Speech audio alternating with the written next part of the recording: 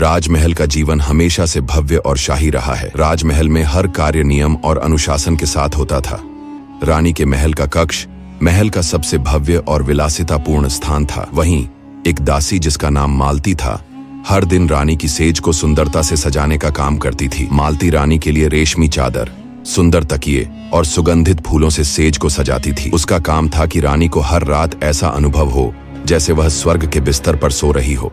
एक गर्मी की दोपहर जब मालती रानी के लिए सेज सजा रही थी तो उसने देखा कि बिस्तर बेहद आरामदायक और आकर्षक लग रहा है। चारों ओर सेज की खुशबू फैल रही थी और पास की नदी से आ रही ठंडी हवा माहौल को और सुखद बना रही थी। मालती ने सोचा, रानी के इस सेज पर एक बार मैं भी लेटकर देखूं कि यह कैसा लगता है। सारा दिन के काम से थकी हुई मालती धीरे धीरे सेज पर लेट गई। ठंडी हवा और बिस्तर की नरमाहट ने उसे तुरंत नींद की आगोश में ले लिया। कुछ समय बाद रानी अपने कक्ष में आई। जैसे ही उन्होंने देखा कि उनकी दासी उनके बिस्तर पर सो रही है, वह गुस्से से आग बबूला हो गई। उन्होंने जोर से चिल्लाकर मालती को उठाया। मालती डर के मारे कांपने लगी। रानी गुस्से में बोली, तुम्हारी इतनी हिम्मत कि मेरे बिस्तर पर सो जाओ, तुम्हें इसकी सजा मिलेगी। रानी ने अपने सेवकों को बुलाया और आदेश दिया कि मालती को कोड़ों से मारा जाए। सेवक तुरंत आए और मालती को कोड़ों से मारने लगे। मालती हर कोड़े के वार पर दर्द से चिल्लाती और माफी मांगती रही, लेकिन रानी का दिल कठोर बना रहा।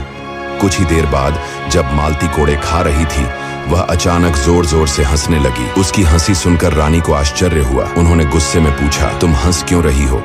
क्या तुम्हें अपनी गलती का एहसास नहीं? मालती ने दर्द के बीच मुस्कुराते हुए कहा, महारानी जी, मुझे माफ करें। मैं तो बस यह सोचकर हंस रही हूं कि मैंने केवल थोड़ी देर के लिए इस सेज पर सोने की हिम्मत की और मुझे इतनी सजा मिली, लेकिन जो हर रात इस सेज पर सोता है उसे कितना बड़ा दंड मिलेगा। मालती की यह बात सुनकर रानी का गुस्सा ठंडा हो गया। वह सोच में पड़ गई। उन्होंने महसूस किया कि सच में यह विलासिता और आराम भले ही सुखद लगते हों, लेकिन ये ही जीवन के असली सुख को छीन भी सकते हैं। उन्होंने यह भी समझा कि इस विलासिता के पीछे कितना बड़ा कर्मों का हिसाब किताब हो सकता है। यह कहानी बाद में एक अंग्रेज अधिकारी सप्रू साहब को उनके सेवक मनोहर नाई ने सुनाई। कहानी सुनकर सप्रू साहब इतने प्रभावित हुए कि उन्होंने अपना सारा ऐश्वर्य और संपत्ति छोड़ दी और एक साधु बन गए।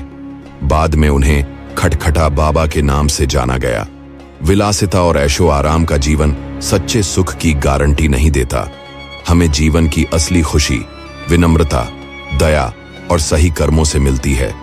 अगर आपको यह कहानी पसंद आई हो और आप इस तरह की और शिक्षाप्रद और प्रेरणादायक कहानियां सुनना चाहते हैं, तो हमारे चैनल लाइफ ऑफ बुद्ध को सब्सक्राइब करें। हम जल्द ही एक और दिलचस्प और सीख देने वाली कहानी लेकर आएंगे, जिसे देखकर आपका जीवन के प्रति नजरिया बदल सकता है। वीडियो को लाइक करें, शेयर करें और कमेंट करके हमें बताएं कि आपको यह कहानी कैसी लगी। आपका समर्थन हमें और बेहतर कंटेंट बनाने की प्रेरणा देता है। धन्यवाद।